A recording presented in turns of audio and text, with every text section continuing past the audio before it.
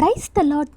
நம்ம வாழ்க்கையில் சில தப்புக்களை எதிர்பாராத விதத்தில் எதிர்பாராத சூழ்நிலையில் செய்துருவோம். நம்ம செய்த தப்பை நாம் சொல்லும் பொழுது உலக மனிதர்கள் நமக்கு எதிராக தான் நிற்பாங்க. நம்ம செய்த தவறை சொல்லியே நம்ம லைஃப்பில் நம்மளை முன்னேற விடாமலே ஆக்கிடுவாங்க. இது உலகம். ஆனால் ஆண்டவராகிய இயேசு கிறிஸ்து மன்னித்து மறந்து உங்களை திரும்பவும் ஏற்றுக்கொள்கிற தேவன். ஒரு தப்பு செய்வதீங்கன்னா அந்த தப்பை நீங்கள் உண்மையாக உணர்வடைந்து மனதார மன்னிப்பு கேட்கும் பொழுது உங்களை மன்னித்து ஏற்றுக்கொள்கிற தேவன் தான் ஆண்டவராகிய இயேசு கிறிஸ்து. யார் உன்னை கைவிட்டாலும் நான் உன்னை கைவிட மாட்டேன் என்று சொல்லுகிறார் தாங்க ஆண்டவர்.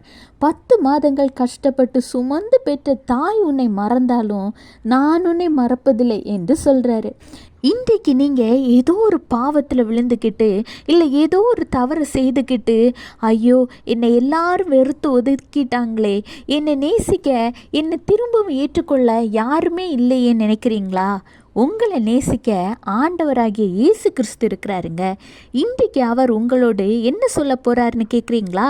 உபாகமம் 4:31, உன் தேவனாகிய கர்த்தர் இரக்கமுள்ள தேவனாயிருக்கிறபடியால் அவர் உன்னை கைவிடவும் மாட்டார், உன்னை அழிக்கவும் மாட்டார், உன் பிதாக்களுக்கு தாம் ஆணையிட்டு கொடுத்த உடன்படிக்கையை மறக்கவும் மாட்டார். பார்த்தீங்களா? ஏசப்பா அழிக்கிற தேவன் இல்லைங்க, அரவணைக்கிற தேவன். ஆண்டவர் இரக்கமுள்ள தேவன்க. உங்களை கைவிடவே மாட்டார். நீங்கள் செய்த தவறு நிமித்தம் உங்களை அழிக்கவும் மாட்டார். உங்களுக்கு கொடுத்த உடன்படிக்கையை அவர் மறக்கவும் மாட்டார்.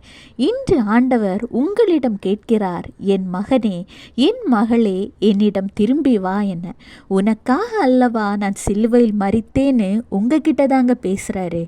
இந்த பாவம் உங்களுக்கு வேண்டாங்க. நீங்கள் செய்ய வேண்டியது ஒன்றே ஒன்று தான்.